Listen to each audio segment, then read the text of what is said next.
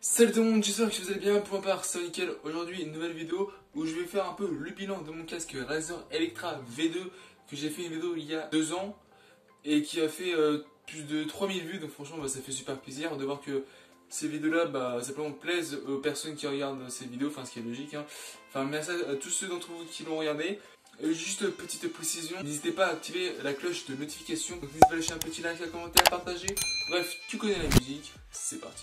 Simplement 2 ans après, donc je l'ai eu en décembre 2018, donc là simplement on est en mai 2020. Donc le casque se présente comme ceci.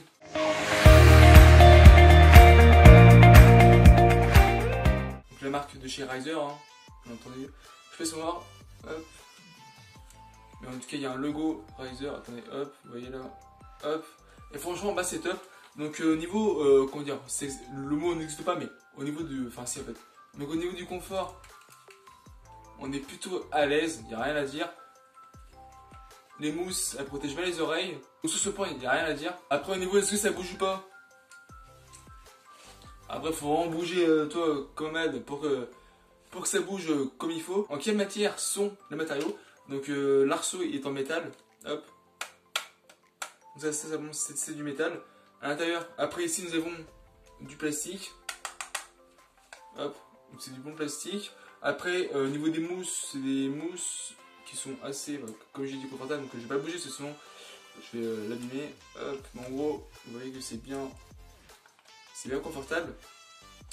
Donc après il est en jack. Il existe en USB simplement pour avoir la lumière sur les côtés. Donc le niveau son c'est du 7.1. Donc si je dis pas de conneries, c'est que tu entends de en haut en bas sur les côtés. Et franchement c'est super. C'est vraiment très impressionnant en jeu. Tu entends bien tous les détails et franchement c'est top. Donc au niveau bouton, donc c'est un peu sale parce que c'est bon, il y a un peu plus ça qui se met dedans. Mais bon, rien de bien méchant. Donc ici nous avons le bouton pour se mute, pour se démute simplement. Ici pour régler le volume, hop, donc il a un très bon volume. Personnellement aussi je l'écoute pour la musique, même si c'est plutôt pour le jeu, je l'écoute pour la musique. Et franchement, c'est top. Après au niveau du micro, le micro est détachable, donc il a quand même un très bon son. C'est pas le meilleur, mais il a un bon son. Après 2 ans, je sais de quoi je parle.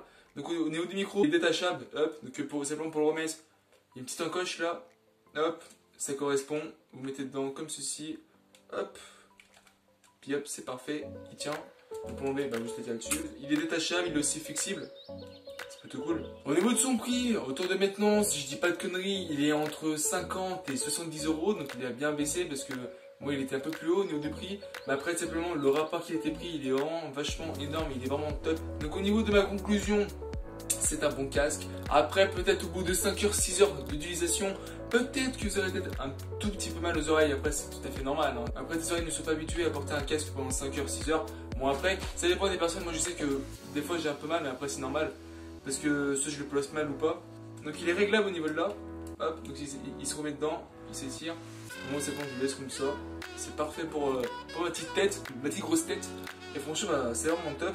Donc après au niveau du connectique, enfin je l'ai déjà dit mais en gros par rapport au câble il est flexible aussi, donc il est vert, c'est assez résistant. Et après au niveau des connectiques pour le PC, je vais vous montrer ça tout de suite. Tout simplement pour les connectiques du casque, il y a pour l'audio et pour le micro, ce qui est logique. On peut personnellement je le branche sur mon écran pour écouter la musique, enfin le son de l'écran parce qu'il passe en HDMI vers mon ordi PC portable.